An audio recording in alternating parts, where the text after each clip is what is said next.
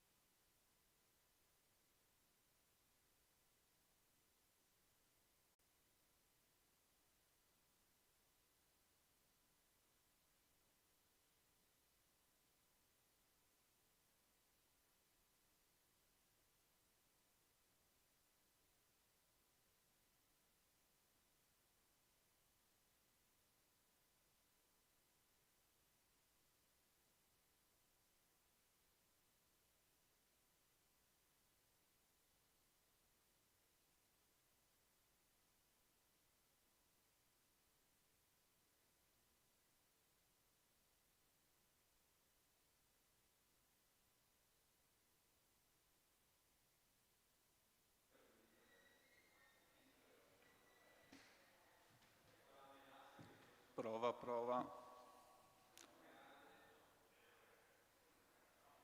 Prova, prova. Prova, 1, 2, prova. Test. Prova, prova.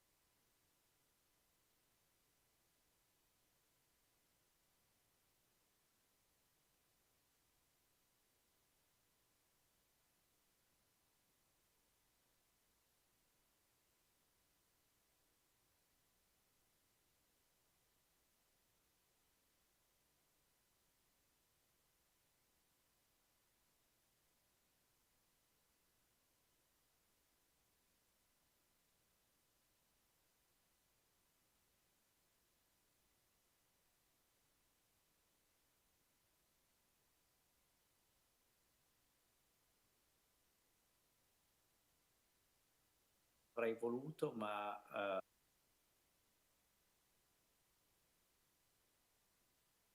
ho una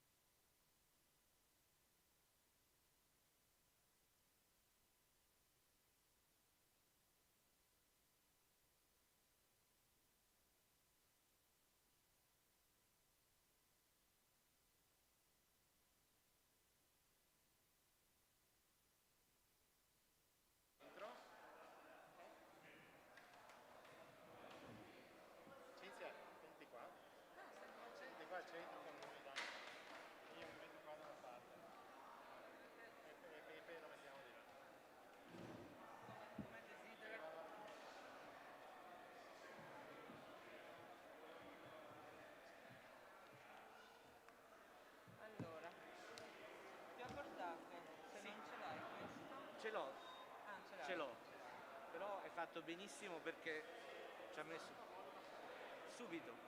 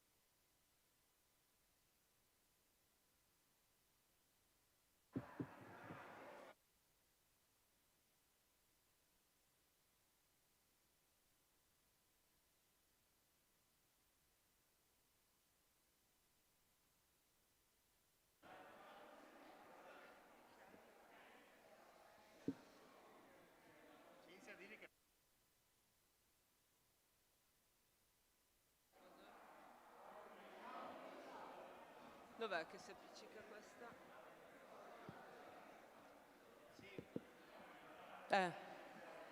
Pronto. Buongiorno a tutti. Se possiamo intanto prendere posto, ce ne sono anche qua davanti e poi se serve abbiamo qualche sedia in più. Saluto tutti i presenti e vediamo se nel frattempo arriva ancora qualcuno.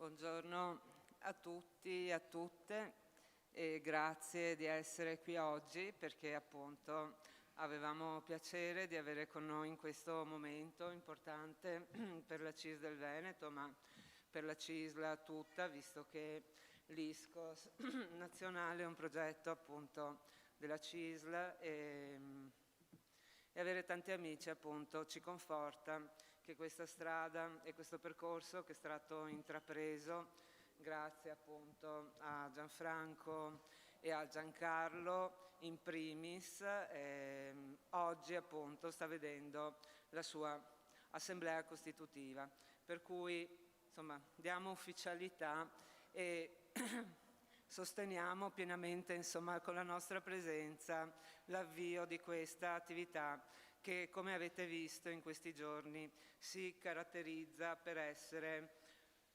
un'attività appunto molto molto importante. E che sia importante, guardate, ve lo riferisco perché mi ha fatto piacere, c'è il classico vicino che abita qua, che voleva capire cosa stava succedendo nel movimento mattutino, allora siccome vedeva tanti uomini impegnati è venuto da me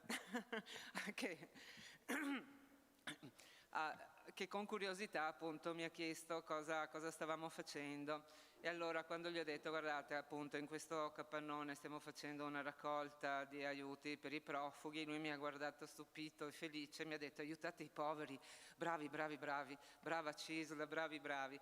Quindi insomma io credo che appunto se il vicino che non sappiamo e non so chi è ha questo sentore, io credo che appunto il nostro impegno è anche, insomma, vuole essere anche un messaggio importante per tutta la nostra comunità che dobbiamo lavorare ogni giorno come stiamo facendo, come state facendo tutti insieme per tutelare il lavoro, un lavoro che come sappiamo è stato sottoposto sicuramente a grossi problemi in questi ultimo anno e mezzo.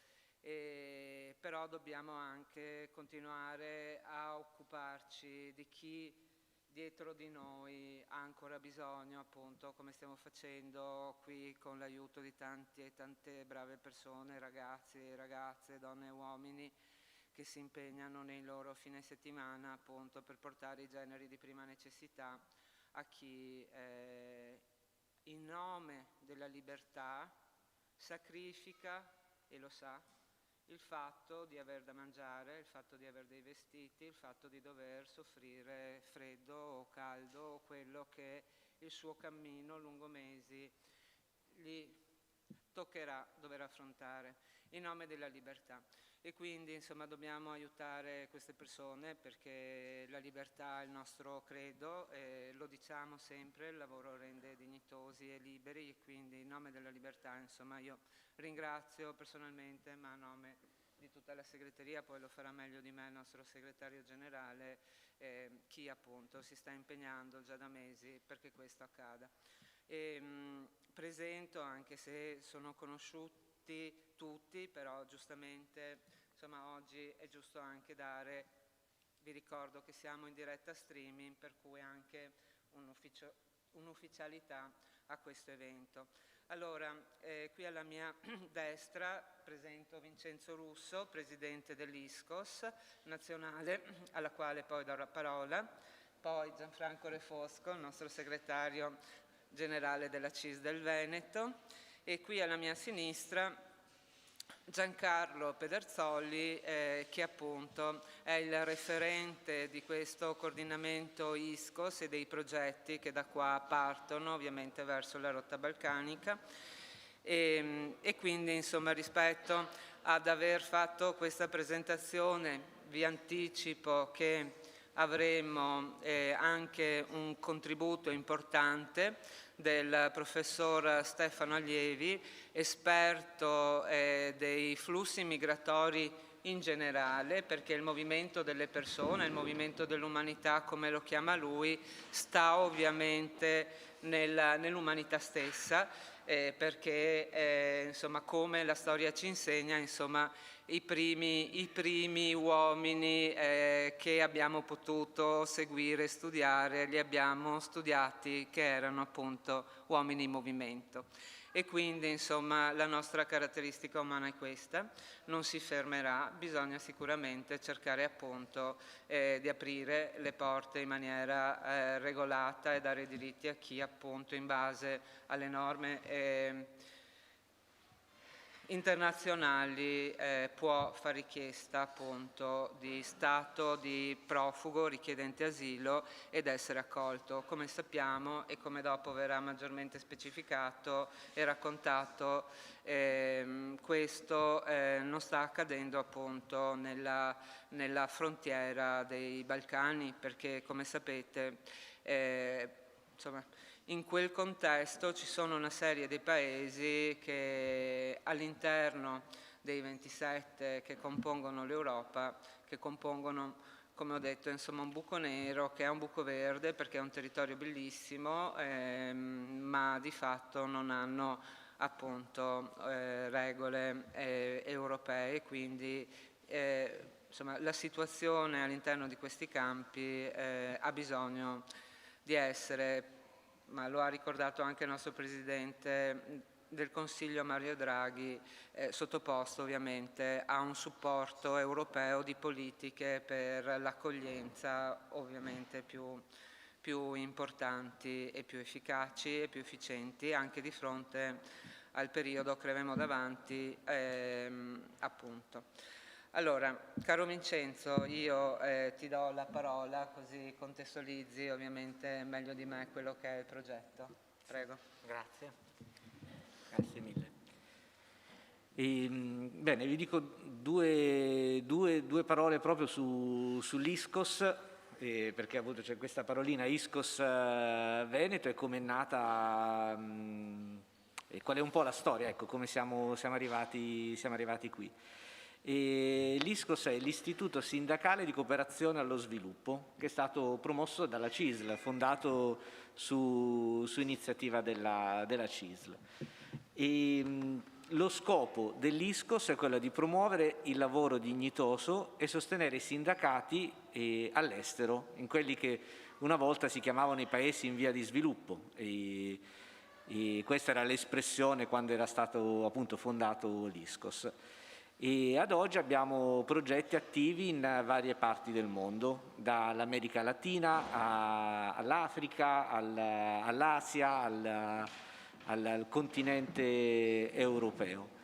E i progetti che facciamo sono di varia natura, dal sostegno ai sindacati locali in termini di formazione, di struttura, a interventi sull'ambiente e sulla difesa dei territori a livello ambientale, e sui diritti di chi difende il proprio ambiente, pensiamo al Perù o a El Salvador, ai diritti delle donne, all'inserimento lavorativo sia di giovani che di donne che di persone disabili. Su questi temi generali ovviamente non può mancare il tema della migrazione. Nella riflessione nostra interna che abbiamo fatto come sistema ISCOS, la migrazione per noi è un diritto ad una scelta di migrare.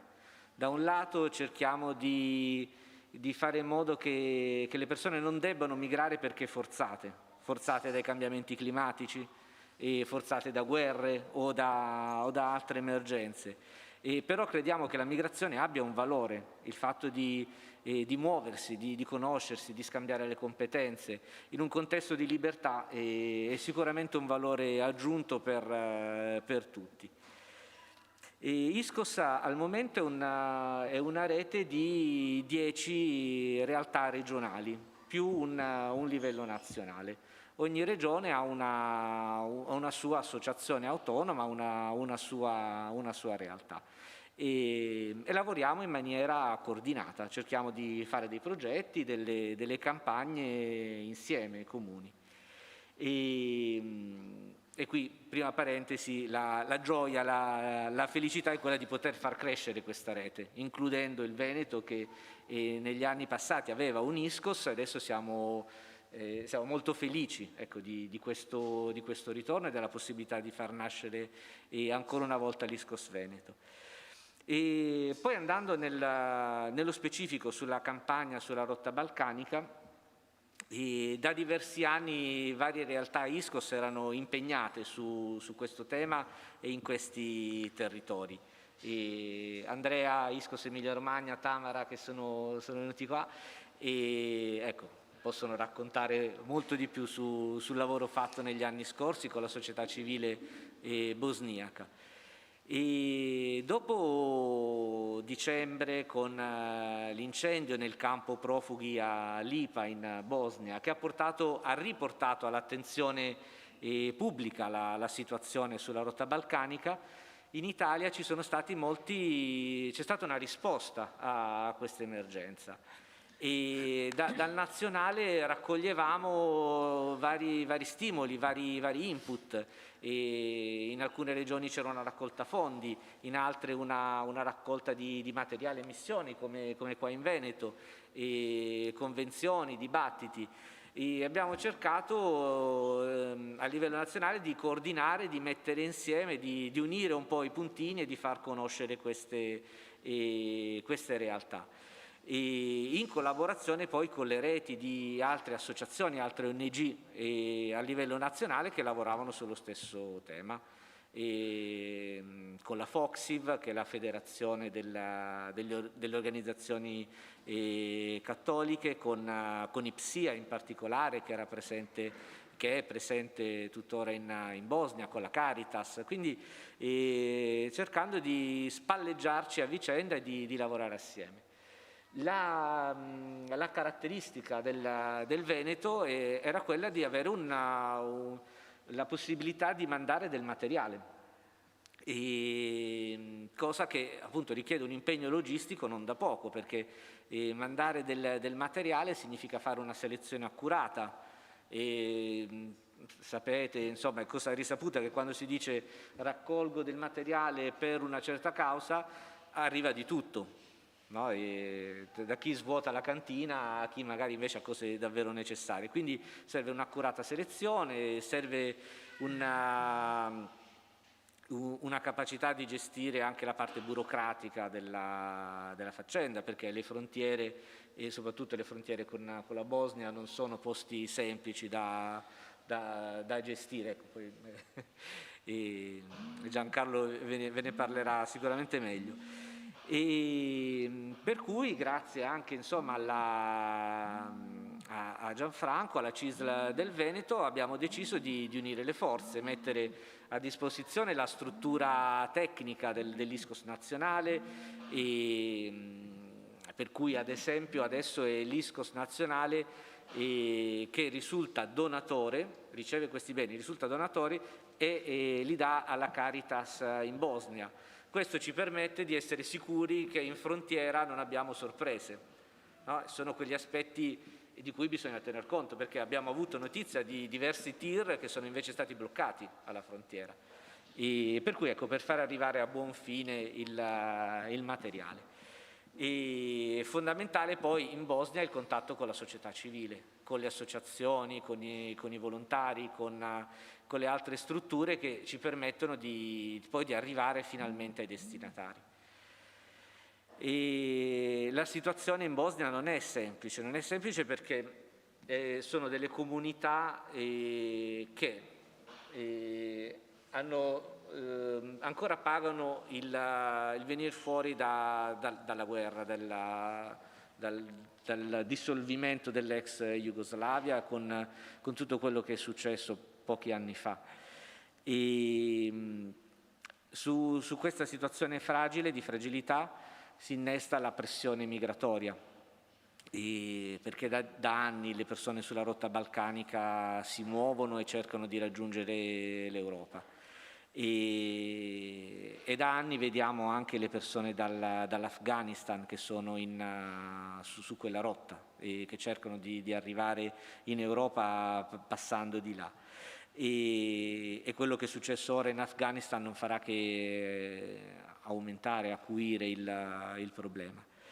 E dall'altra parte c'è un'Europa che è chiusa, che chiude le frontiere, che respinge le persone alla frontiera, che come politica ha spostato le frontiere dell'Unione Europea un paese più in là. Succede con la Slovenia, con la Bosnia, col Marocco, con la Libia. Cerchiamo, ecco, di fare queste barriere non proprio al limite, ma un pezzettino più in là. Però i respingimenti sono contro lo stesso diritto europeo. Se da un lato noi abbiamo la legislazione sociale migliore del mondo, quando però andiamo su questi casi l'applicazione non è così. Tuteliamo i diritti umani, però sembra che li tuteliamo per gli europei ricchi, non per tutti. Ecco, non sono diritti globali, sono diritti europei. E comunque, ecco, su questa situazione stiamo cercando di intervenire e lo facciamo in due modi. Da un lato rispondendo all'emergenza umanitaria. Cioè, se c'è una persona che ha freddo, che sta nella neve senza scarpe perché la polizia gliele ha sequestrate e gli ha rotto il cellulare, bisogna dare una risposta, una coperta, o la possibilità di farsi una doccia, di mangiare, di avere un riparo. Questo è il primo livello di intervento che non bisogna neanche spiegare, è una cosa penso insita nell'essere umano. Avere una persona che soffre, il primo impulso è quello di cercare di aiutarla. E dall'altro però dobbiamo anche fare un intervento ad un altro livello, pensare alle cause, al perché, a cosa possiamo fare per migliorare questa situazione, per evitare che si formi. E abbiamo cercato anche di fare una serie di incontri, di seminari con i parlamentari europei per promuovere un cambiamento nelle politiche.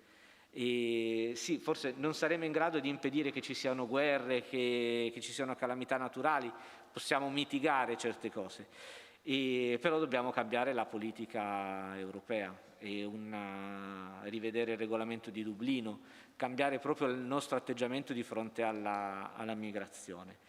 E noi, come dice anche il professor Allievi, a un certo punto l'Europa dagli anni 70-80 ha iniziato a pensare che le migrazioni fossero illegali. E cita anche il romanzo Il giro del mondo in 80 giorni. No? Vi ricordate, Phileas Fogg, che gira tutto il mondo in 80 giorni. Non gli hanno mai chiesto il passaporto in tutto il libro, ma non perché era un'invenzione che nel romanzo scriverlo era... No, perché proprio non si chiedevano i passaporti, non c'era questa idea del passaporto. Ma anche in Italia fino agli anni 70 si entrava e si usciva senza particolari controlli. A un certo punto però abbiamo iniziato a chiuderci, a mettere le liste, i permessi di soggiorno, soprattutto a vietare i visti di ingresso. Non è possibile venire in Europa regolarmente. Questo è il nodo centrale, il problema. E non si può, cioè i cittadini di vari paesi del mondo, da quelli più drammatici a quelli più vicini, chiedono i visti per entrare, ma non vengono concessi, semplicemente non si può. E quindi quando la via legale è chiusa, nasce l'illegalità. Il traffico di esseri umani è il mercato più redditizio per le mafie. Va oltre droga, armi e altro, cioè stiamo arricchendo le mafie. Quindi un'altra ragione per aprirci e far circolare. Comunque, io ringrazio tantissimo la CISL Veneto, perché è riuscita in un'operazione che è sindacale, è proprio nella natura del sindacato, ma è difficile da concretizzare, quella di unire l'energia, la forza dei volontari, la capacità di intervenire con una visione strategica e sindacale, politica a lungo termine. E quindi capire che le migrazioni, il futuro delle nostre comunità, delle nostre aziende dipende da questa apertura, da come accogliamo le altre persone. Demograficamente sono da anni che in Italia andiamo verso la diminuzione della popolazione, no? Abbiamo delle nascite inferiori a due al tasso minimo di sostituzione, che sono 2 bambini per coppia, ecco, per donna. E questo purtroppo il calcolo matematico dice che diminuisce la popolazione, invecchia e non arrivano persone. Quindi chiudere anche la migrazione ha delle conseguenze drammatiche. Quindi riuscire a dire ok, questa è la società, questo è il nostro futuro, apriamoci e gestiamo questi fenomeni, educhiamoci, e quindi anche l'impegno con l'ANOLF oltre che con l'ISCOS sono una strategia saggia da seguire. E quindi soltanto in bocca al lupo. E noi oggi sono contentissimo di inaugurare con Giancarlo, che è ribattezzato Pepe, perché lui fuori dal Veneto si fa chiamare Giancarlo, ve lo dico, in incognito. E in realtà sono diversi mesi che ci sentiamo, che lavoriamo, insomma loro organizzano, noi facciamo le carte per le spedizioni, per i contocorrenti. Abbiamo già fatto cascare dalla sedia qualche contabile, qualche revisore dei conti, però capite, quando c'è l'emergenza si parte, e adesso abbiamo anche degli obblighi come associazione nazionale di far quadrare bene tutto e rendicontare i nostri bilanci nella maniera più trasparente. Abbiamo sistemato tutte le fatture che avevamo intestato in maniera non corretta, però ecco, superando questi ostacoli burocratici si va avanti, e l'importante è che continui l'energia dal basso e ecco, il supporto politico e sindacale dall'altra parte, così potremo secondo me fare delle belle cose insieme. E grazie e in bocca al lupo, insomma siamo partiti.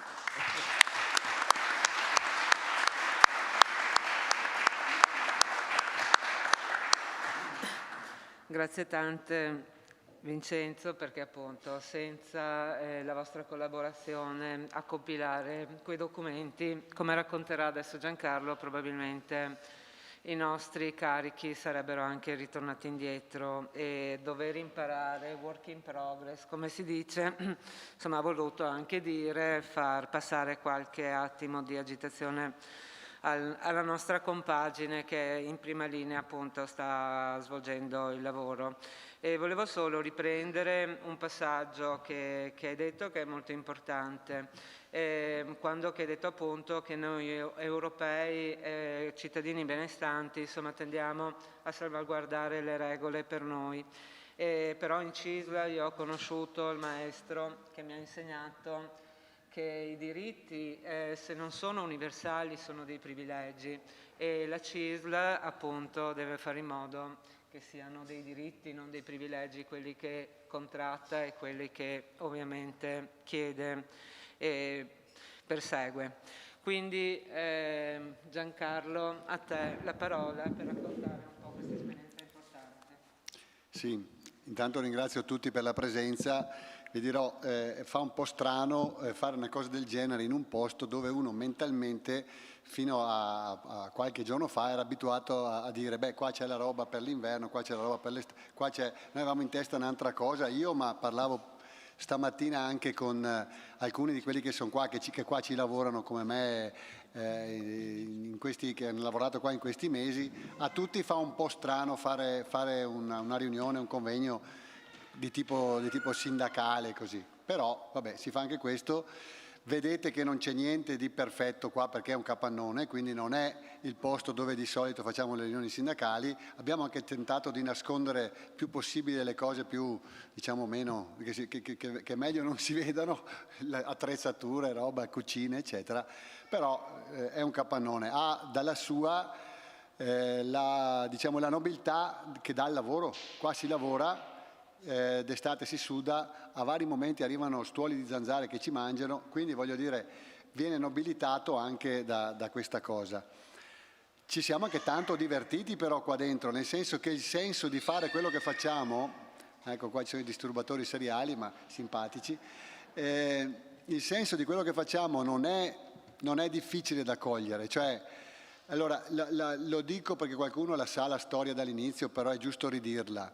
È stato un insieme di concatenazioni non programmate, cioè qua non credo che nessuno della CISL, se parliamo dei primi di dicembre dell'anno scorso, avessi in testa niente di tutto questo, niente.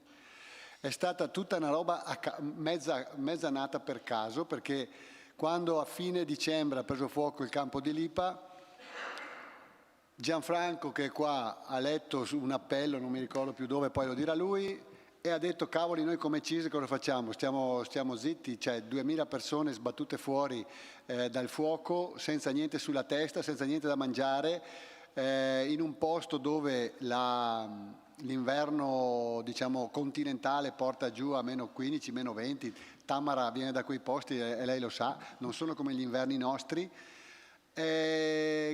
Cosa succede? E allora lui ha lanciato un appello in esecutivo. Io in questi anni faccio parte anche dell'esecutivo della CISL regionale, essendo ancora sindacalista attivo, e anche lì è scattata la prima cosa strana.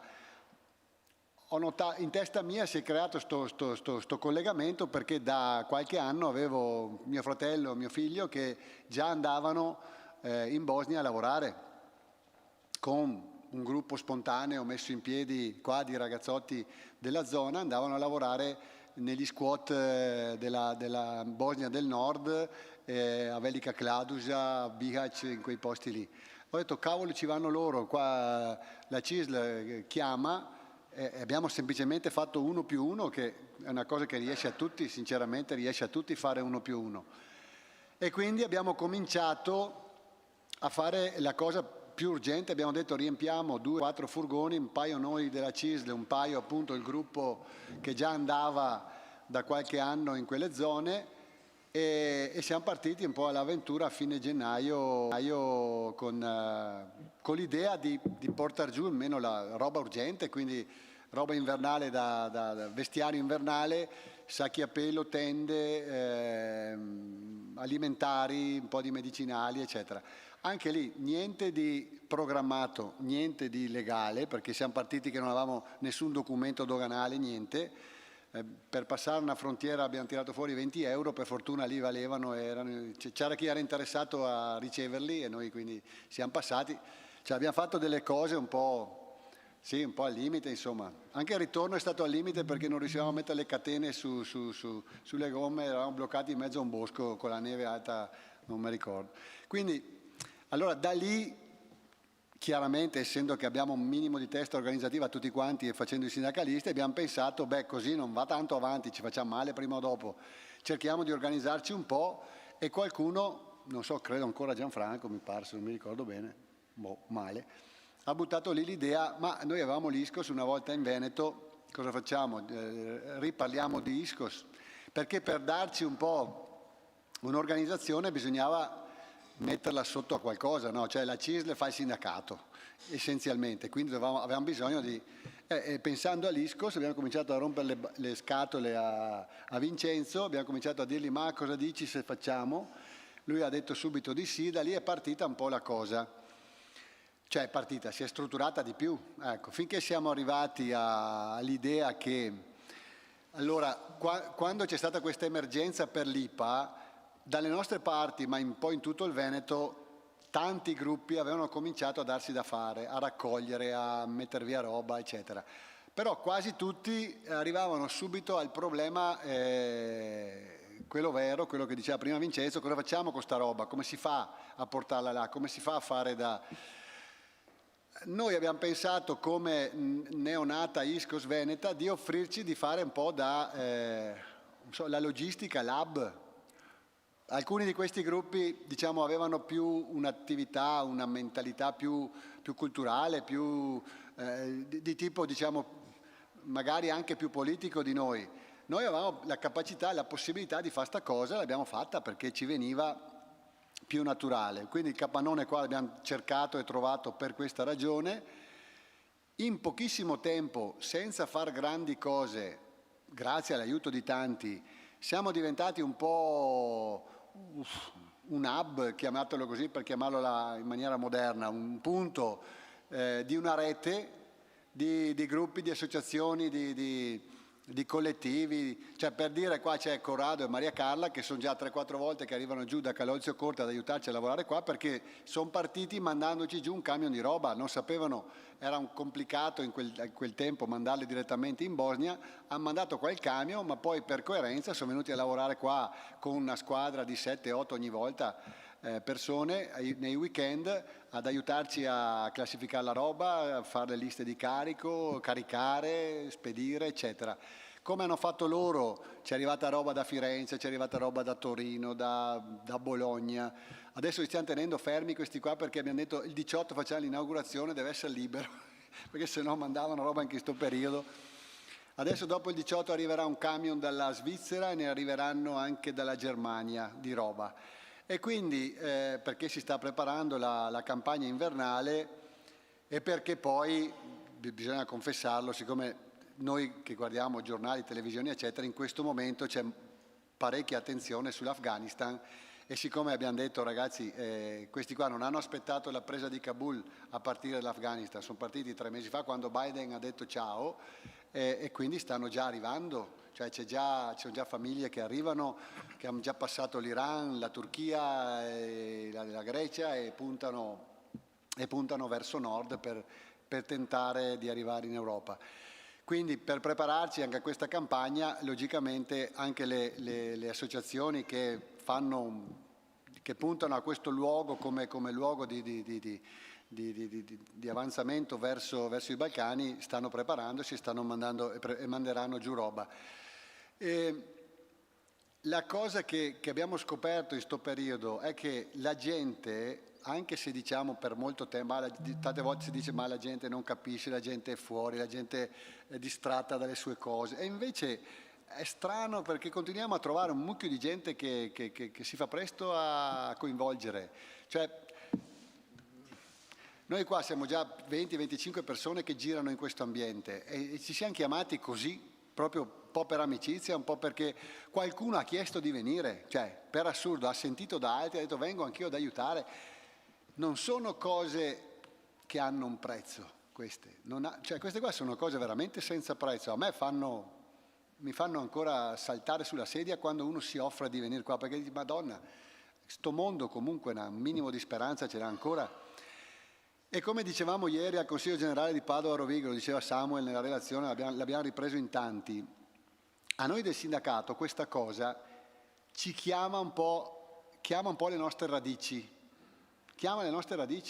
Noi siamo nati da questo, cioè se non riavviamo questo, probabilmente sto mondo ci travolge perché è fatto ci incasina, perché fraziona la società, cioè la fa sparire da sotto il naso, eccetera. Perdiamo anche noi forse concretezza se non ritorniamo indietro. Per me veramente io faccio da 40 anni sindacalista, io mi ricordo, pensate, sono così vecchio, qua c'è uno che era il mio segretario all'epoca, io ero giovane operatore della FIM nell'83, eravamo a una riunione operatori della FIM, è arrivato quello che era il mio segretario dell'epoca, tale Giorgio Santini, non se lo ricorderà più, e ha detto sai cosa ha fatto il Pierre? Il Pierre era il mitico Pierre Carniti, per noi era un po' l'idolo. Il Pierre ha messo in piedi una ONG che si chiama ISCOS e siccome io arrivavo dall'operazione Mato Grosso, che era una roba che lavorava in Sud America, eccetera, ha detto a te piacerà sta roba?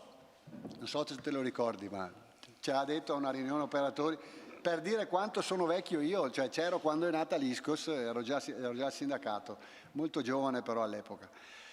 Per dire che a quell'epoca noi della FIM abbiamo fatto un salto sulla sedia, cioè per noi è una roba bellissima sta qua, cioè il fatto che la CISL mettesse in piedi una cosa che si rivolgeva al resto del mondo, ad aiutare i sindacati in giro per il mondo, ad aiutare anche quello che non è sindacato in giro per il mondo, per noi era una roba che, come si dice, ci tenevamo tantissimo. Ecco, tornare un po' a guardare cosa abbiamo fatto in passato per riavvivarlo, per renderlo una roba moderna rispetto ai tempi che viviamo, eccetera, secondo noi è importante. Io spero che come ISCOS in Veneto riusciamo ad arrivare addirittura al punto di cominciare ad andare a fare un po' di cultura in giro, soprattutto nelle scuole superiori, nelle università. A me piacerebbe tantissimo andare a raccontare queste cose, a proporre ai ragazzi di fare queste cose perché poi sti ragazzi quando escono da lì andranno a lavorare, perché poi troveranno il sindacato, magari non capiscono un cavolo di cosa è quel sindacato se nessuno glielo dice prima, ma se qualcuno glielo fa vedere anche sotto tutti gli aspetti possibili, quelli della giusta rappresentanza degli interessi personali, per carità, nessuno li nega, ma anche del fatto che stiamo in un mondo e dentro a quel mondo ci deve essere equilibrio, se no la paghiamo anche noi. Cioè, bisogna cominciare a capirla la roba. Diceva prima Vincenzo che le migrazioni ormai per caratteri ambientali ci travolgeranno probabilmente, quelle per le guerre ci stanno già travolgendo, cioè il mondo se non trova un equilibrio, un minimo di giustizia, tanti che siamo, non so cosa lasceremo alle future generazioni. A me piace pensare che come sindacato siamo lì in mezzo, possiamo diventare un hub di tante di queste cose. Come in piccolo, piccolissimo facciamo qua, lo potremo fare veramente anche a livello macro e molto probabilmente diciamo così, il prosieguo della nostra attività sindacale probabilmente guarda a queste cose e le guarda in maniera magari molto più pregnante di prima. Chiudo sto pippone che l'ho fatta anche troppo lunga per chiedere a tutti voi non solo del ricordo di questa giornata. Siccome poi spero Gianfranco dirà quello che abbiamo in mente di fare nei prossimi mesi, c'è bisogno in tutti i sensi. Per fare un esempio, anche uno che fa sindacato ma che non ha il tempo di venire qua a lavorare, noi stiamo cercando tante e tali cose che servono oltre frontiera, di vario tipo eccetera, che ogni sindacalista sicuramente conosce qualcuno che lavora in un posto dove serve quella roba. Faccio un esempio scemo. Stiamo cercando adesso, ma forse abbiamo trovato alla Electrolux di Porcia delle lavatrici e delle asciugatrici che servono di là perché quando arriva la gente, che è distrutta da mesi di cammino, malattie della pelle eccetera, bisogna tirare giù quella roba che hanno indosso, dare dei vestiti nuovi e dobbiamo lavare quelli vecchi perché altrimenti diventa un giro che non finisce più.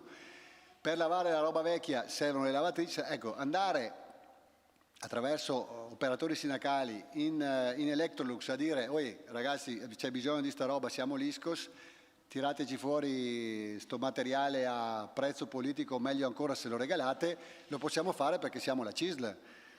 Siamo la CISL, siamo l'Iscos. Come questo ce ne sono 10.000 situazioni, quindi anche l'operatore sindacale che non ha il tempo di venire qua a lavorare può far tanto attraverso queste cose. Adesso ci chiedono da tutte le parti, da tutte le rotte balcaniche, stanno chiedendo alimenti, viveri.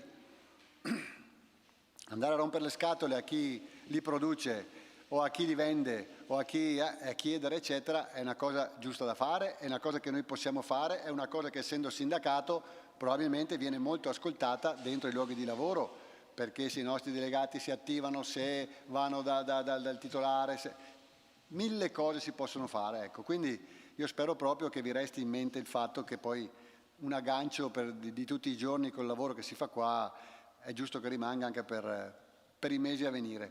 Grazie.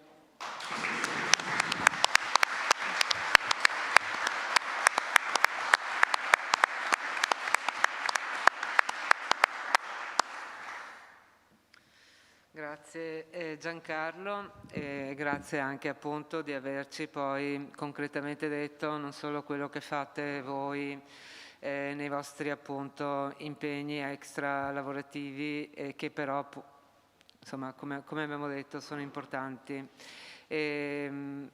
Adesso abbiamo chiesto anche appunto al professor Stefano Allievi che ci possa dire da esperto appunto come ho detto dei flussi migratori cosa possiamo fare proprio come sindacato e come proposte politiche e strategiche che continuiamo a portare avanti a livello locale, a livello nazionale, ma anche come ricordo insomma col nostro sindacato europeo, perché comunque insomma c'è un sindacato che sta spingendo perché queste situazioni debbano essere assolutamente superate e che appunto venga data dignità a chi vuol cercare di trovare lavoro, che poi come abbiamo detto abbiamo moltissimi settori, insomma, che continuamente e costantemente stanno chiedendo manovalanza, ma gli stessi settori che poi, se andiamo a vedere, ma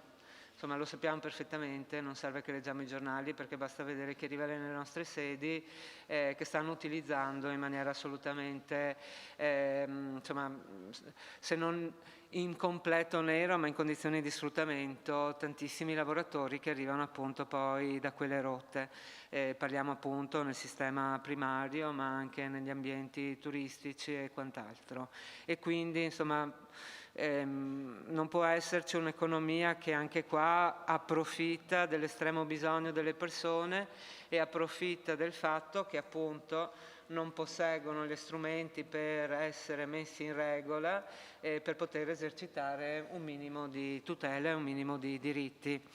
Quindi appunto adesso ringraziamo il professore che ci ha comunque voluto portare il suo contributo, doveva essere e ci teneva molto qui con noi, però è stato chiamato al Festival della Comunicazione che si tiene in questi giorni a Camogli e quindi insomma forza maggiore non ha potuto, però ci ha assicurato che avremo un'altra occasione di averlo con noi proprio per avere anche un dibattito con lui, perché io credo che quando parliamo di questi temi poi molte domande in testa ce le abbiamo ancora un po' tutti, perché insomma sono tematiche che di fatto insomma noi prevalentemente ne veniamo a conoscenza per quella parte ovviamente che i mezzi di comunicazione ci permettono di ricevere, ma sappiamo perfettamente che l'Italia non è quella che insomma, ci fa conoscere quello che succede fuori dalle nostre porte, perché purtroppo abbiamo una comunicazione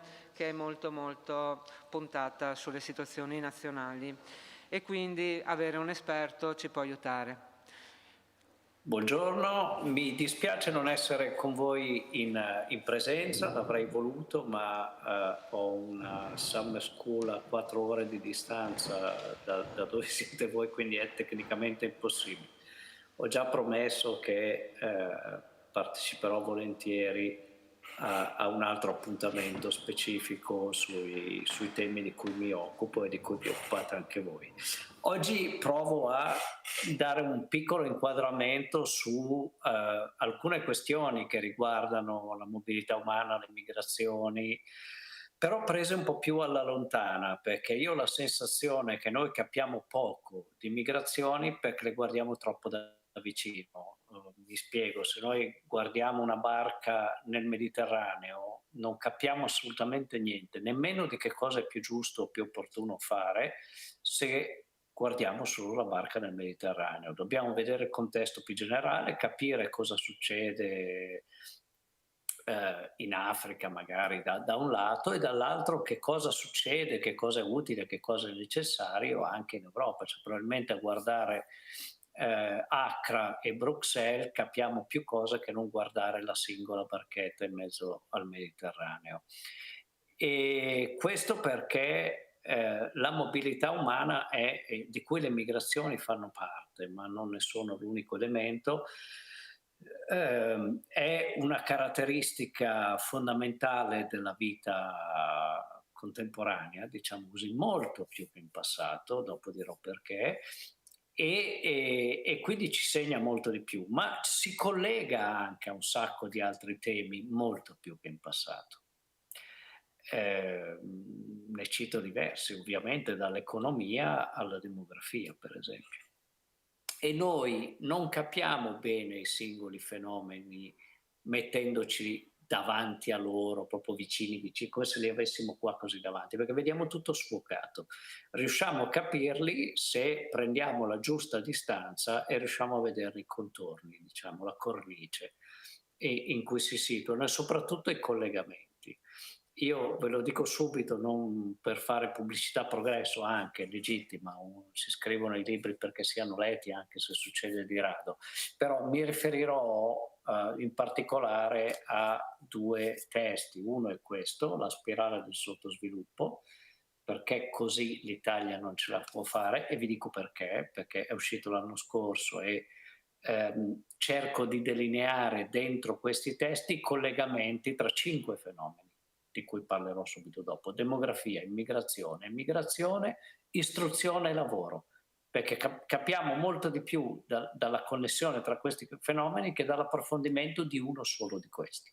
Voi siete più abituati a confrontarvi col lavoro, probabilmente io con le migrazioni, ma appunto capiamo di più se li colleghiamo. E l'altro, questo è di quest'anno, torneremo a percorrere le strade del mondo, breve saggio sull'umanità in movimento, perché ho cercato di collegare di più l'immigrazione con l'emigrazione e con le altre forme di mobilità per turismo, lavoro, business, interesse, curiosità, studio delle lingue, educazione, amore, eccetera, perché sono connesse anche da quel lato lì. Allora, comincio da una considerazione. Noi non ci siamo mai mossi così tanto, così in fretta, a costi così bassi e così in sicurezza come negli ultimi decenni della storia dell'umanità.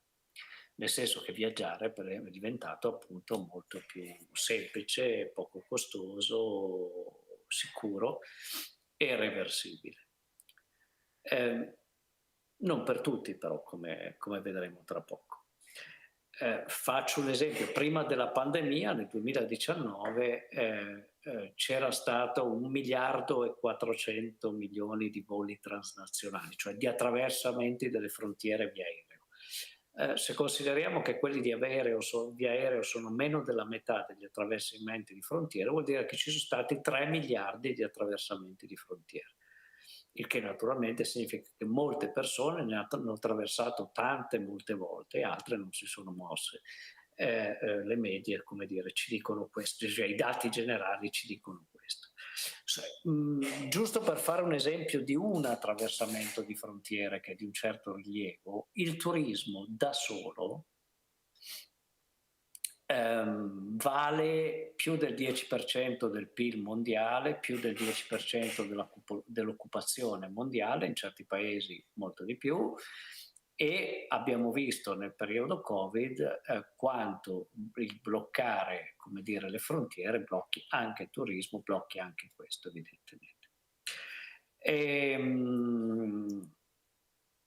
E tutto questo riprenderà anzi già ripreso molto più rapidamente di quanto ci si aspettasse. Però farei un passo indietro. Parlerei prima di demografia, perché è il caso di dire delle cose che si sanno troppo poco. L'Italia è il paese messo peggio in Europa dal punto di vista demografico, è anche uno dei paesi più vecchi del mondo, non solo il più vecchio d'Europa. È messo peggio perché la transizione demografica è iniziata prima, cioè abbiamo più morti che nati da molto tempo, e per altre ragioni che adesso proviamo a vedere. La popolazione cala, avendo più morti che nati, quindi abbiamo pochi bambini, sono sempre meno le persone che entrano nel mercato del lavoro, in più una parte migra, ma questo lo vedremo meglio dopo, e gli anziani sono in drammatica crescita. Anziani, pensionati, quarta età, come si dice oggi, eccetera. Ora, lo dico sommessamente, ma nella storia la recessione demografica si è accompagnata quasi matematicamente sempre con la recessione economica. E ci sono buoni motivi per sostenere che sia così. Facciamo qualche esempio. Allora, intanto con qualche dato in più. I giovani sotto i 35 anni sono appena un terzo della popolazione. Erano la metà, più della metà ai tempi del miracolo economico. Ora, di questo miracolo economico, la quantità di manodopera è stato un fattore, cioè l'ha prodotto. Non è che sia prodotto nonostante ci fossero tante persone occupabili e occupate, ma perché c'erano. Invece, per esempio, quali prospettive abbiamo? L'Italia è il paese in cui i giovani stanno di più in famiglia. Abbiamo oltre il 66%, cioè 2/3, delle persone tra i 18 e i 34 anni è ancora celibe o nubile e vive con i genitori. Guardate che in alcuni paesi scandinavi siamo al 20%, cioè meno di un terzo della situazione italiana.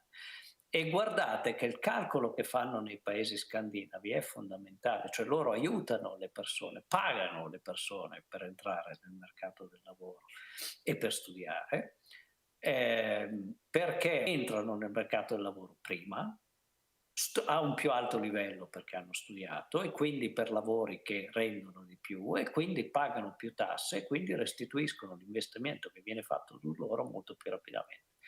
Giovani italiani si strascinano tra uno stage, un praticantato, un apprendistato e un contratto precario negli anni migliori della loro creatività,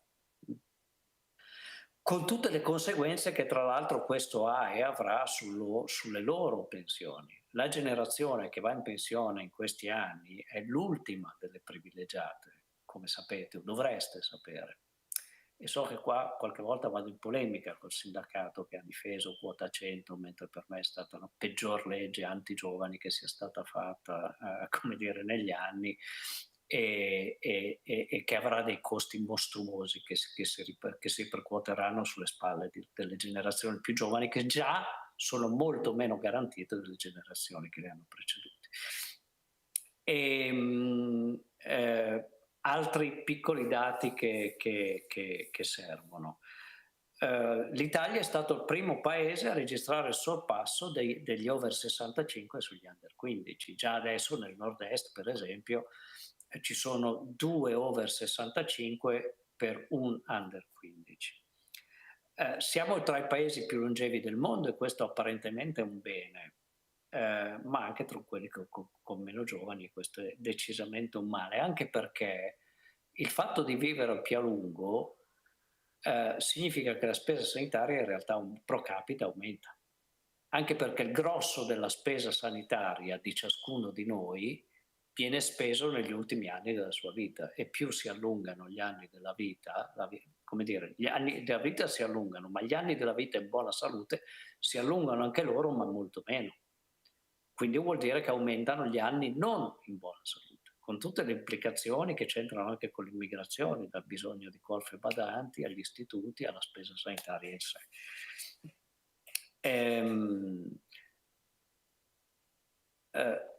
Oggi gli over 65 sono 14 milioni, tra 20 anni saranno 20 milioni. Ci sono delle stime che dell'Università Cattolica di Milano che stimano prima del 2030 potenzialmente 6 milioni gli anziani non autosufficienti, che vorrebbe dire un italiano su 10, con tutte le conseguenze che potete immaginare. Ma molto banalmente, ed è il dato più semplice, riassuntivo e schematico che possiamo dare, in questo momento abbiamo 3 lavoratori attivi ogni 2 pensionati, a parità di condizioni nel 2040 probabilmente. Prima si diceva 2045, ma sarà prima, il rapporto non sarà di 3-2 ma di 1-1. Ora, questo non rende solo insostenibile il sistema previdenziale, descrive un paese da cui è buona cosa scappare se sei giovane, un paese di vecchi per vecchi. E lo dico con cognizione di causa, essendo molto più vicino a quell'età lì che non a quella giovanile, diciamo. Quindi un sistema non sostenibile anche socialmente, non solo economicamente, previdenzialmente. L'età mediana, quella al di sotto della quale ricade oltre la metà della popolazione, è già oggi la più alta d'Europa, è 45 anni. Nel 2025, che è lì, sarà di 52 anni e mezzo. E non nascono più bambini, appunto. La differenza fino al pre-Covid era di 200.000 persone, cioè una città come Padova che sparisce ogni anno, la differenza tra nati e morti. Nell'anno del Covid la differenza è stata di 400.000 persone, perché è aumentata la mortalità, ma come era prevedibile è anche diminuita la natalità, perché in situazioni in cui hai meno speranze, opportunità, orizzonti, fai meno figli. Quindi una città come Bologna.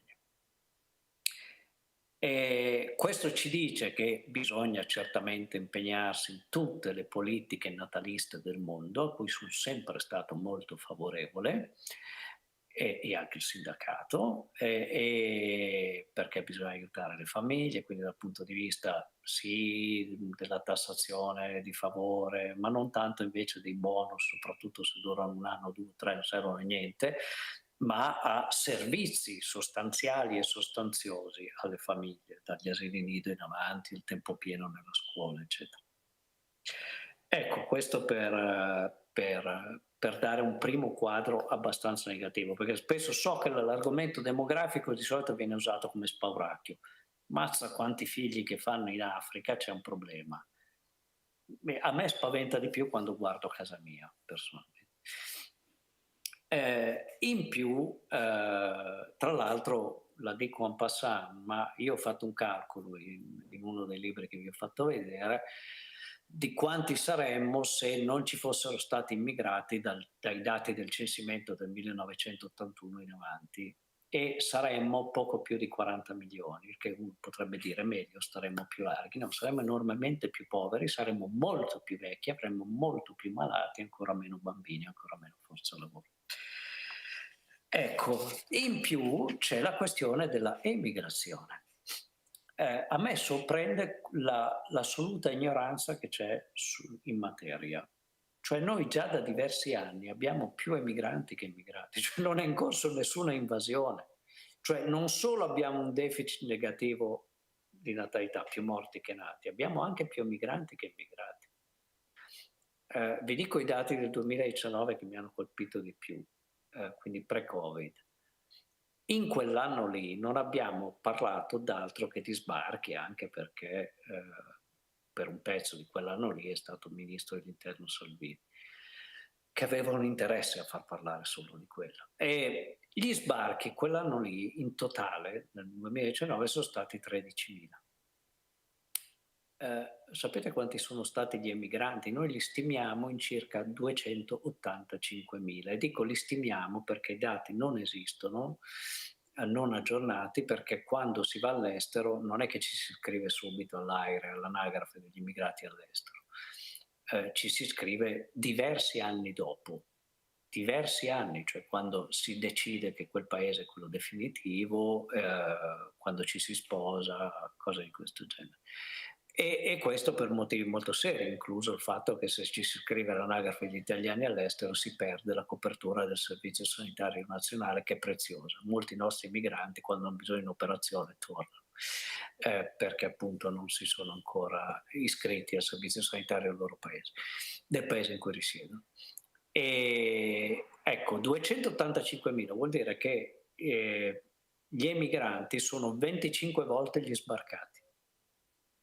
Non vuol dire che sono 25 volte gli immigrati. Gli immigrati sono molti di più, quelli che arrivano per altri motivi, eccetera, eccetera, ma sono comunque meno degli emigranti, quelli che arrivano via terra, ma quelli di cui parliamo sempre, che ci danno l'idea che gli immigrati arrivano per barca, che affogano, che ci sono le ONG e che sono tutti neri, sono quelli lì. Per cui non ci accorgiamo, per esempio, che gli immigrati in realtà per oltre la metà sono europei, cioè camminando per strada non li riconosceremmo, non ci accorgeremmo che sono immigrati. E spesso anche sentendoli parlare, e questo vale anche per quelli che hanno un colore della pelle diverso, ma sono di seconda generazione, per esempio. Ecco, questi sono alcuni dati di contesto che secondo me sono fondamentali. Allora, a questo punto gli immigrati sono tanti, sono pochi, è un'espressione senza senso, non sono né tanti né pochi. Quello che capiamo sicuramente è che vengono nella maniera sbagliata, e vengono nella maniera sbagliata non per volontà loro. Ogni tanto c'è qualcuno che si sveglia e chiede: ma perché non prendono l'aereo? Ecco, non prendono l'aereo perché non possono, perché glielo vietiamo. Mentre io e voi possiamo decidere di andare in Ghana, e l'unica fatica che dobbiamo fare è andare su internet e cercarci un volo low cost e partire, un ghanese che vuol venire in Italia deve chiedere un visto e sa già che non glielo daremo, perché non glielo daremo. E perché visti per ricerca di lavro, non esistono, mentre sarebbero molto sensati. E questo già ci fa capire perché l'irregolarità, o se preferite la clandestinità, ma gli arrivi irregolari sono prodotti dalla nostra legislazione e dalle nostre pratiche. E non sono un destino, quindi. Banalmente, 30 anni fa erano molto meno quelli che arrivavano irregolarmente, perché si poteva arrivare regolarmente. Ce n'era sempre una quota di immigrazione, diciamo, irregolare, ma fisiologica. C'è sempre stata, persino la Svizzera ha conosciuto e conosce tuttora un po' di immigrazione irregolare, pur essendo blindatissima. Persino gli Stati Uniti la conoscono, eccetera. Però un conto è una quota, un conto è la grande maggioranza, se non la quasi totalità. E questo è un prodotto delle nostre leggi, che ha delle conseguenze. Guardate che posso dimostrarlo, l'ho dimostrato nei miei testi con grande dovizia di dati. Da quando l'immigrazione è irregolare, non solo c'è troppa gente che muore nel Mediterraneo, ma siccome di questo comprensibilmente ce ne frega relativamente poco, non lo dico con piacere, ma è così, ci sono altre due conseguenze importanti, che è diminuito il livello di istruzione degli immigrati, per ragioni che potrei spiegarvi, ma che è un po' lungo, ma comunque si spiega molto chiaramente. È diminuito il livello di istruzione e sono aumentati i minori stranieri non accompagnati, che sono una bomba sociale piccola ma significativa, e ne vedremo le conseguenze nei prossimi anni. Guardate che da che mondo è mondo, se c'è da cercare da mangiare, da Neanderthal in avanti sono i genitori che partono a cercare cibo, che lo portano a casa.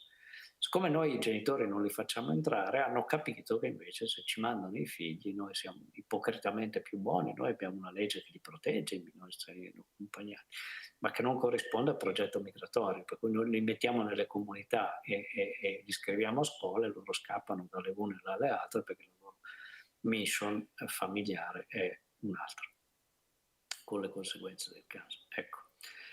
Questo per dire che governare i fenomeni invece avrebbe un senso, anziché dimettersi. Cioè, gli stati, cosa hanno fatto gli stati europei negli ultimi 30 anni? Hanno detto, l'opinione pubblica ci chiede di non volere più stranieri perché è colpa loro se non c'è più lavoro, e non è così naturalmente, ma su questo potremmo tornare.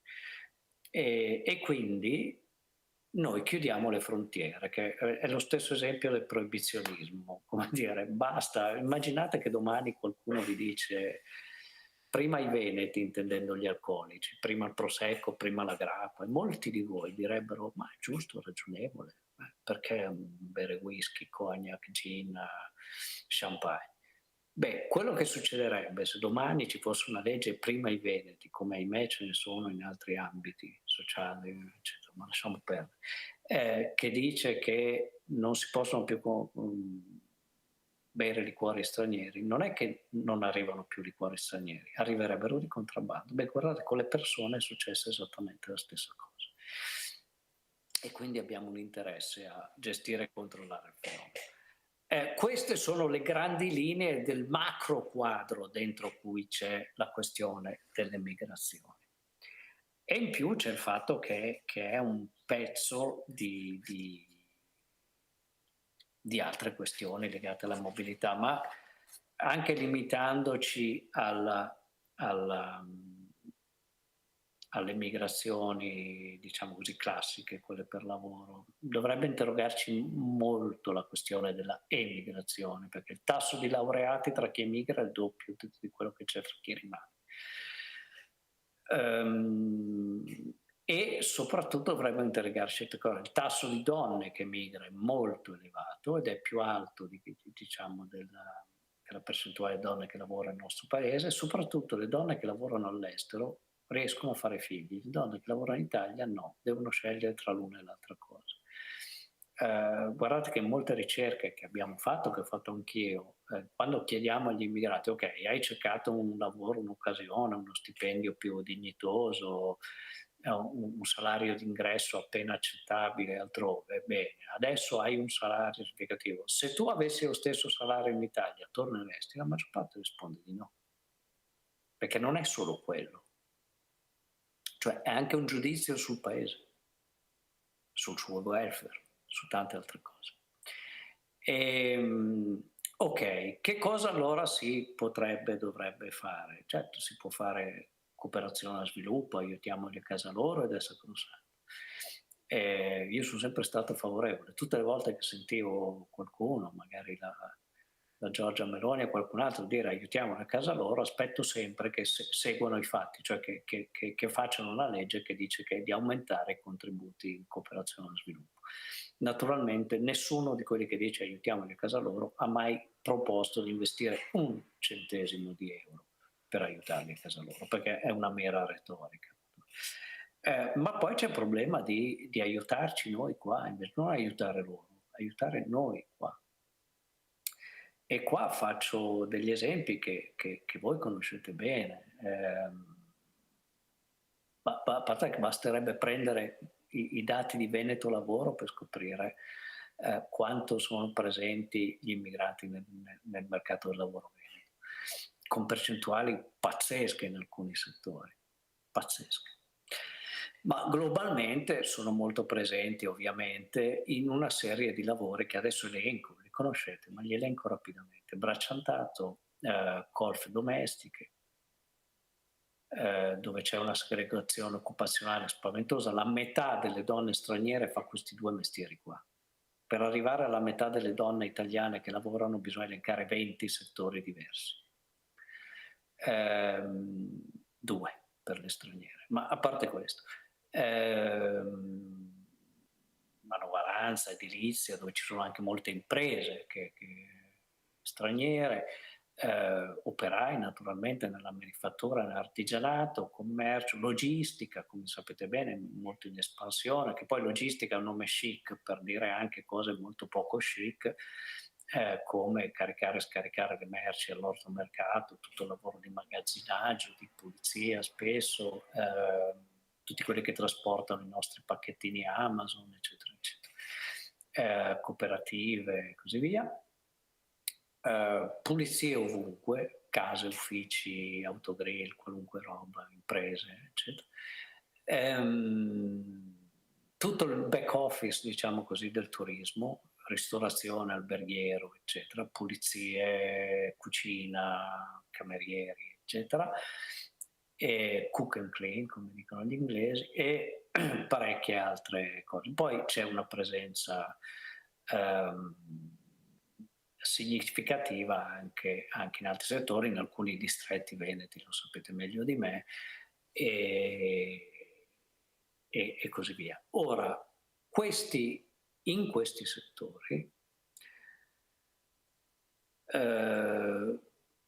la prima domanda che dovremmo farci è: avremmo una manodopera sostitutiva autoctona? Io in particolare negli ultimi 2 libri, ma spiego molto bene, racconto prendendo dati altrui che non ho raccolto io, Istat, il Ministero del Lavoro, altri, che se ci fosse meno immigrazione noi avremmo più emigrazione e più disoccupazione, non meno.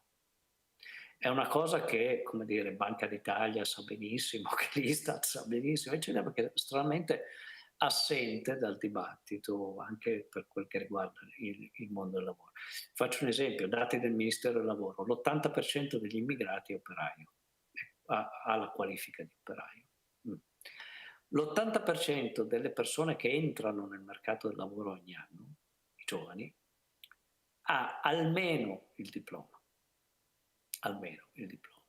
E quindi una serie di lavori non li prende in considerazione. Quelli che ho elencato sono tutti in questa serie qua. Non li prende in considerazione per motivi legati anche al salario, e su questo faccio una piccola osservazione dopo. Ora, c'è una concorrenzialità diretta? Secondo me sì, solo in una fascia però, piccola tra l'altro, che è quella degli italiani con bassissimo livello di istruzione. Allora, quelli che effettivamente sono concorrenti dei manovali con altri manovali. Tutti gli altri non sono concorrenti sul mercato del lavoro. Tra l'altro, quando si dice ci rubano il lavoro, faccio anche un esempio: quanto pesa il lavoro pubblico in Italia? Bene, sapete qual è la percentuale di immigrati assunti nella pubblica amministrazione a tutti i livelli? 0, qualcosa per cento, per dire. Ok, Sulla questione salariale c'è qualcosa da dire, perché in alcuni settori non è cambiato niente, cioè i salari sono quelli che sia che i lavori li svolgano gli italiani, sia che li svolgano gli stranieri.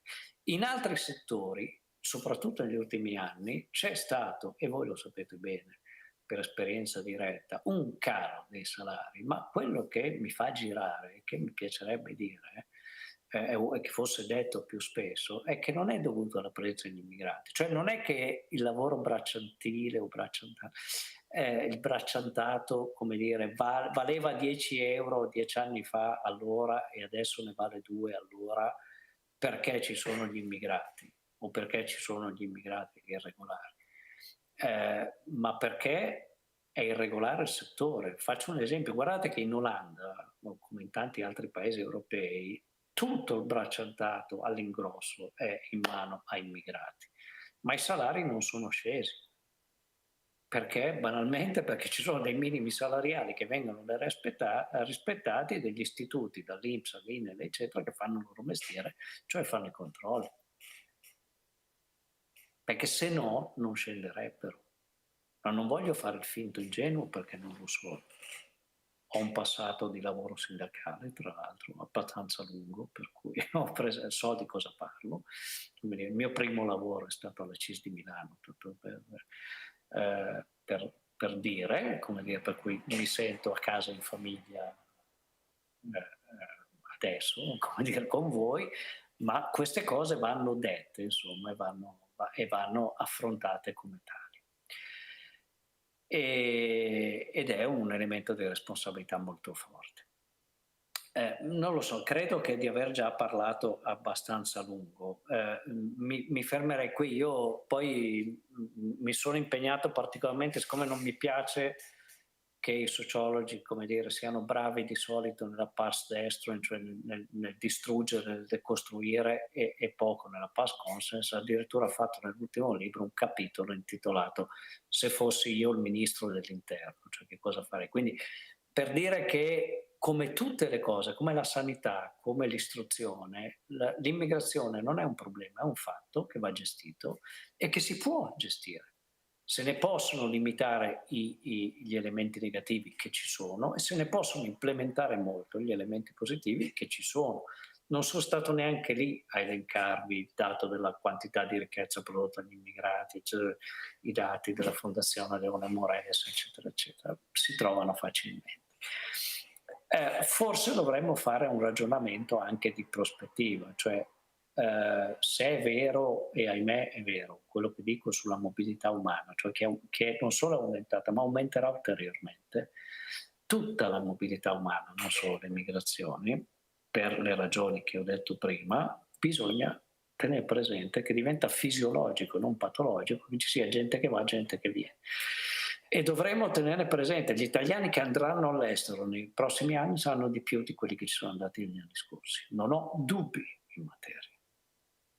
Eppure possono e giova svolgere un ruolo molto importante, anche rispetto allo sviluppo dell'Italia, e lo svolgono. Così come la presenza degli immigrati svolge un ruolo importante per lo sviluppo e dell'Italia e dei loro paesi d'origine, ma anche legami, import-export, forniture di macchinari, altre cose, prestigio, diplomazia, tante altre cose, conoscenza delle lingue e così via. E vanno tenute presenti anche queste cose, cioè diventa fisiologico. Il che vuol dire che le azioni che adottiamo diventano rilevanti. Cioè quando una persona in Italia, tanto più se ministro, vuole far costruire un muro e lo dice, è un pugno dello stomaco che prendono gli italiani all'estero, non gli immigrati. Non primariamente gli immigrati. È come dire anche agli altri, giusto, facciamo un muro, benissimo, se fanno un muro gli altri noi ci perdiamo molto di più che se non se lo facciamo noi.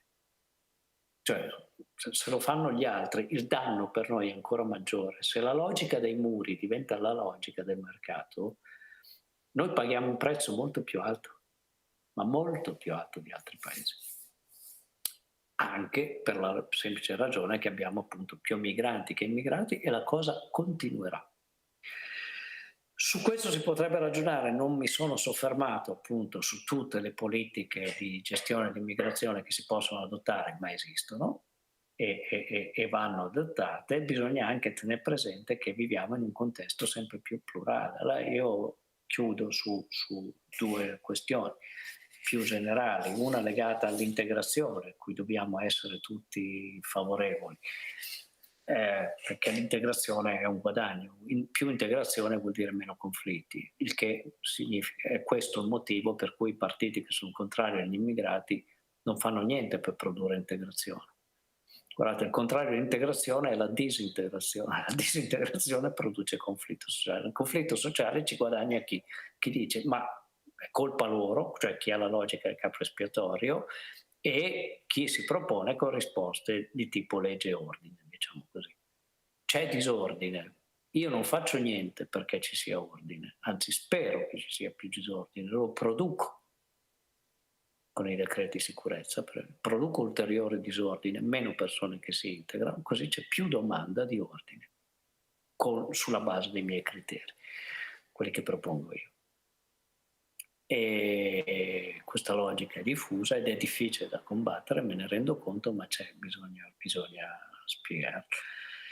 Però l'integrazione è un vantaggio e questo vuol dire una legge sulla cittadinanza decente. Noi siamo in Europa il paese che ha la legge più restrittiva, più lunga, più faticosa burocraticamente, più estenuante, aggiungerei, e non è un vantaggio per noi, non è un vantaggio. E immaginate poi se applicassero gli altri le nostre norme, quanti italiani che vivono a Londra o in Olanda, in Germania non sarebbero riusciti a tenere la cittadinanza in quei paesi lì. E poi c'è un problema di una vita che è diversa. L'enfasi è sempre sugli elementi conflittuali ovviamente, ma vi faccio un esempio proprio banale, piccolo, ma serio. I matrimoni misti in Italia, anche in questa regione, viaggiano sull'ordine del 15% ogni anno. 15 su 100 si sposano con persone di un altro paese, il che include tutto, è un italiano che sposa una tedesca, eccetera, ma giusto per dare la tendenza. Il che vuol dire che c'è un 15% di popolazione che è coinvolta direttamente nei meccanismi di pluralità, di mixité, eccetera. C'è un mondo della scuola che è direttamente coinvolto in questo, c'è un mondo della sanità, cioè ormai sempre di più in maniera più fisiologica che mai. Quindi vuol dire che noi stiamo sempre ad ascoltare quella quota di società che è contro gli immigrati, che urla molto più forte naturalmente. Ma c'è una quota di società che non è né contro né a favore, cioè lo piglia come un dato, ma qualche volta favorevole, cioè il mio mercato matrimoniale si amplia se ci sono anche gli immigrati, le mie possibilità di lavoro si ampliano se io posso viaggiare avanti e indietro da altri paesi e così via. E si potrebbe applicare anche a tanti altri settori, cito l'ultimo, quello in cui lavoro io, l'università. Voi sapete che i ranking, cioè i criteri di valutazione delle università, sono tanto più elevati quanto più un'università è internazionalizzata, cioè ha professori e studenti stranieri. Ora, se questo è un elemento positivo nell'università, io farei anche il discorso all'inverso. Siamo sicuri che invece sia negativo nella scuola elementare? Onestamente penso di no, ma è giusto per testimoniare la diversità di logiche che abbiamo. Non parliamo dello sport, naturalmente, dove l'abbiamo visto anche in queste Olimpiadi. Ecco, chiudo su questo, perché poi si potrebbero aggiungere molte altre cose, sia sulla mobilità, sulle leggi, eccetera, ma questo intervento di oggi l'ho inteso più come un intervento di inquadramento per cercare di capire perché è rilevante parlare di queste cose, perché a questo punto dobbiamo farlo professionalmente, però, non più affidandoci per esempio ai buoni sentimenti, a cui io mi affido pochissimo. Io detesto la retorica dell'accoglienza personalmente, pur occupandomi di immigrazioni da 30 anni abbondanti. Perché non è con la retorica ti parli e hai già convinti, invece noi dobbiamo parlare moltissimo degli interessi, ecco perché sui miei libri ho insistito moltissimo su questo. Tra l'altro interesse è una bella parola, interesse, che è quella che produce legame sociale. non è una parola negativa, e occuparci di questo ci aiuterebbe a parlare anche più efficacemente ai non già convinti dell'una o dell'altra barricata, ma quella grande terra di mezzo che è il nostro bacino di riferimento, anche il vostro, cioè sono la gran parte dei lavoratori. Mi fermo qui, vi saluto e vi prometto che se lo vorrete ci vediamo in un'altra occasione e affrontiamo in maniera più specifica i nodi che vorrete affrontare. Arrivederci.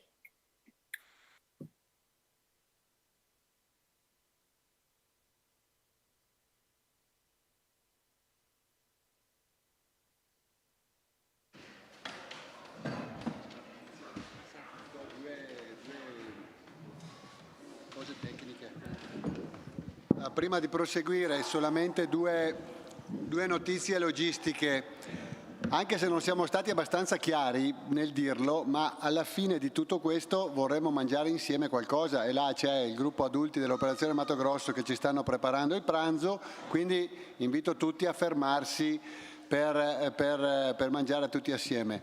E poi metteremo giù anche dei tavoli, eccetera. L'altra cosa che volevo dire di tipo logistico, più che logistico, questa è una delle tante benedizioni non meritate che abbiamo, c'è stata una entità che ci ha regalato 300 bottiglie di vino di alta qualità piemontese, in parte Barbera, in parte Moscato, che è già etichettato con l'etichetta Ischos Veneto. Là in fondo chi vuole può acquistare, sono casse da 6, oppure può anche prendere la bottiglia singola. È uno dei tanti modi per finanziarci che, come si dice, ci arrivano questo proprio in regalo senza meriti, però comunque che intendiamo sfruttare. Queste due cose basta, grazie. Insomma, arrivati a questo punto, do la parola alla segretaria generale Gianfranco Refosco per le sue conclusioni. Grazie Cinzia. Prima di tutto io per la giornata di oggi e per il percorso che ci ha portato non solo a discutere del tema, ma anche a lanciare un'iniziativa concreta che vuole essere anche stabile e strutturata nel tempo. Prima di tutto ringrazio Vincenzo Russo, presidente dell'Iscos nazionale. Ci siamo visti per la prima volta di persona dopo 8 mesi che ci parliamo in videoconferenza, quindi grazie davvero per essere qua. Per le cose che dirò dopo, io penso che l'Iscos avrà un ruolo sempre più importante in futuro per il sindacato italiano, per la CISL. Ringrazio poi Giancarlo, però non solo Giancarlo personalmente, che insomma ci ha messo il cuore fin dall'inizio, ma con lui tutti i volontari e le volontarie che anche oggi, mentre siamo qui seduti che discutiamo, sono là dietro che stanno organizzando per il pranzo.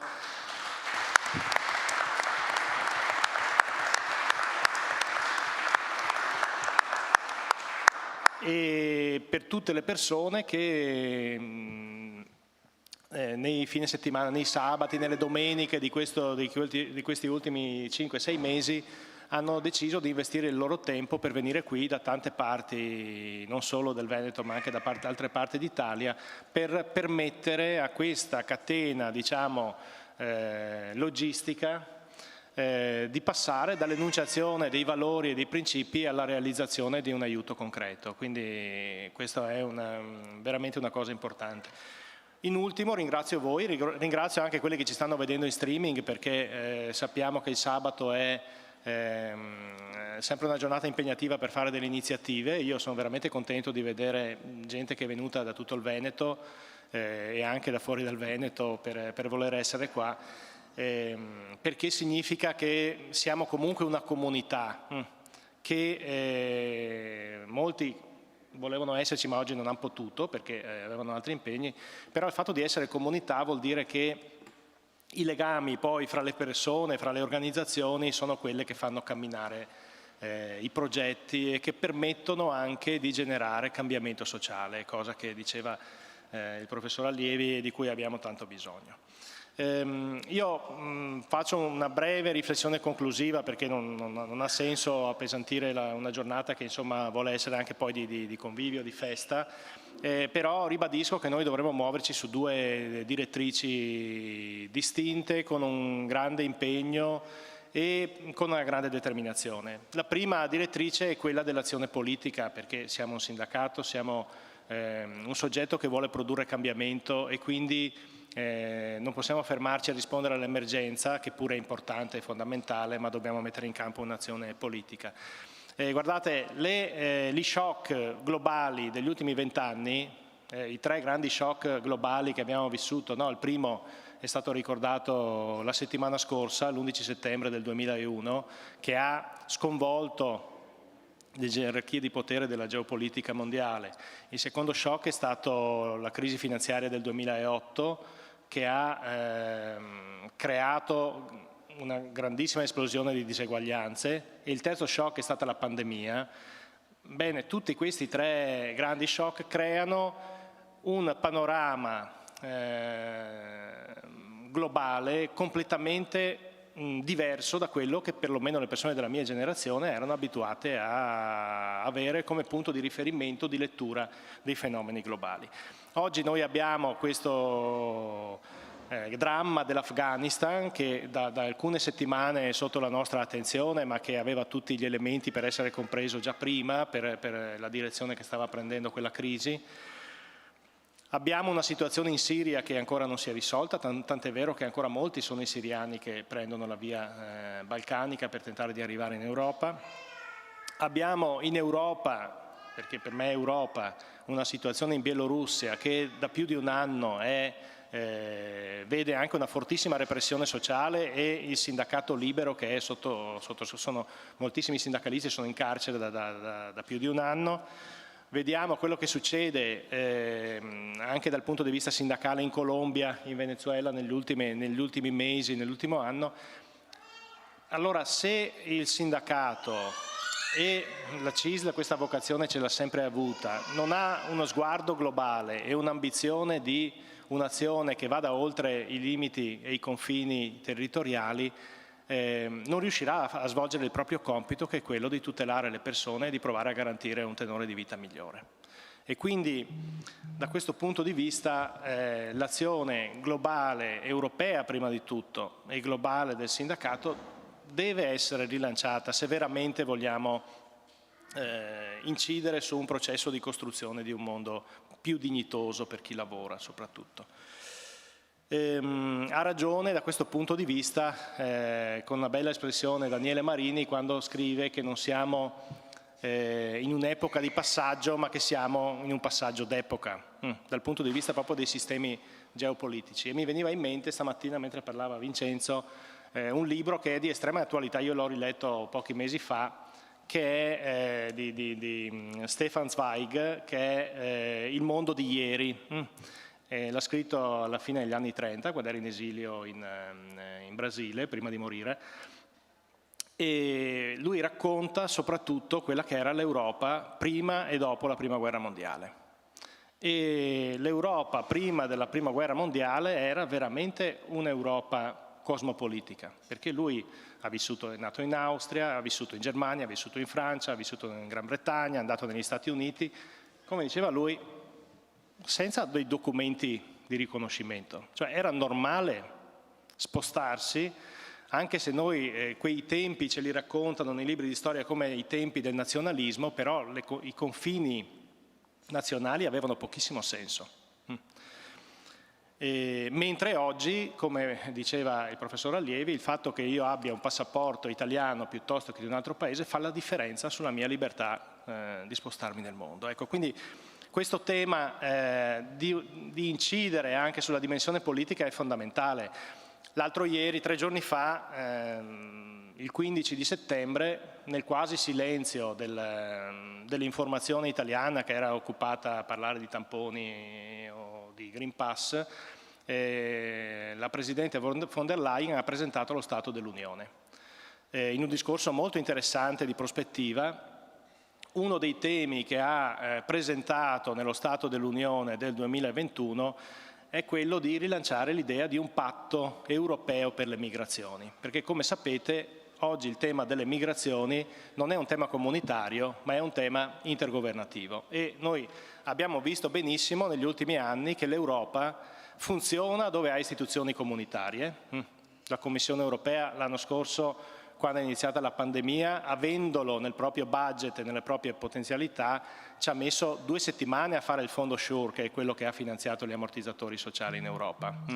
Per fare il Next Generation, che pure è stata una fortissima spinta della Commissione, ci è voluto un anno per trovare gli accordi fra tutti i paesi e lo dico così, meno male che non c'era la Gran Bretagna, se no non ci sarebbe mai stato il Next Generation.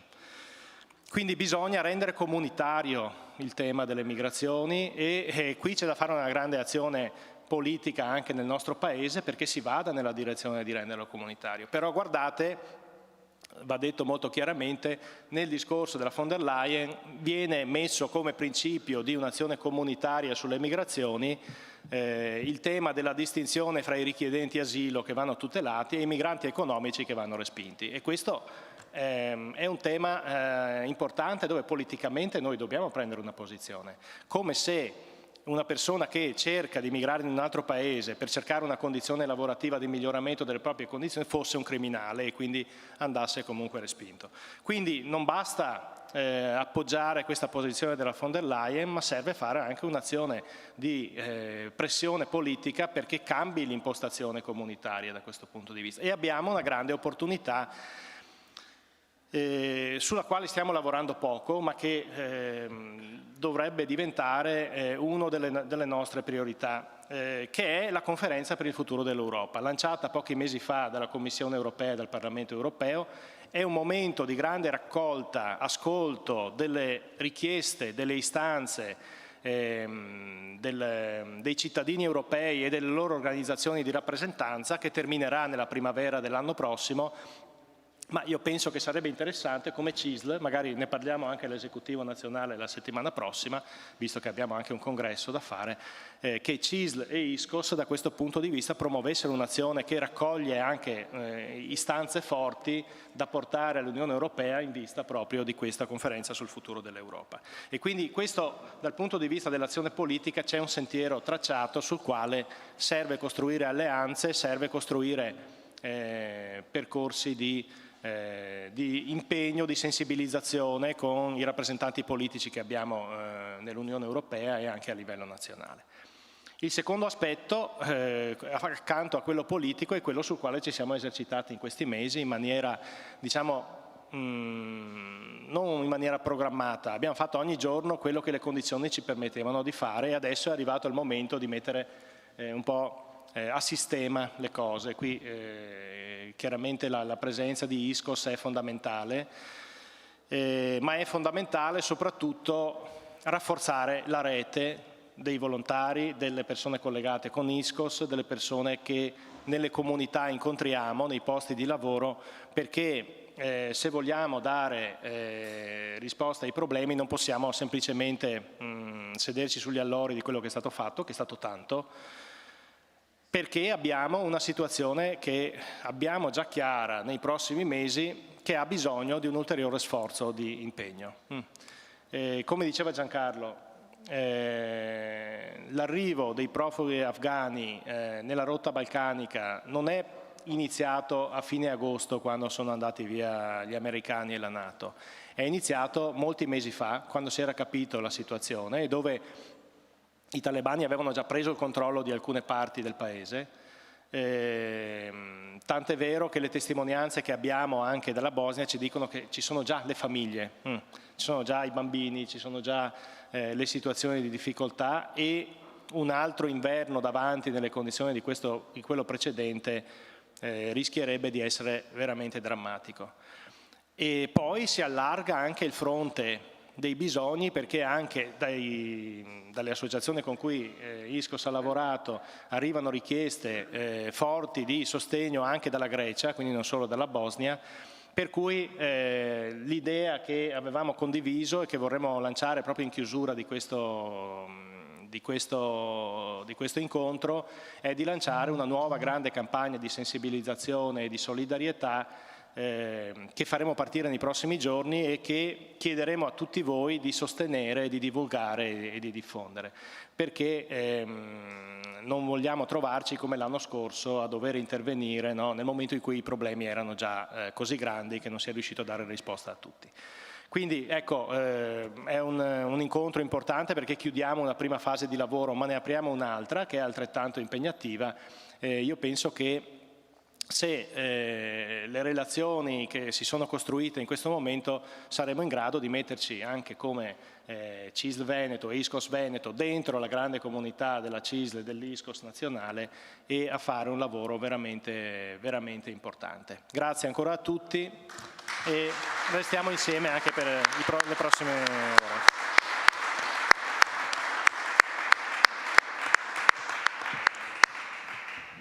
Adesso prepariamo un po' di tavoli e poi mangiamo. Fra un quarto d'ora, 20 minuti.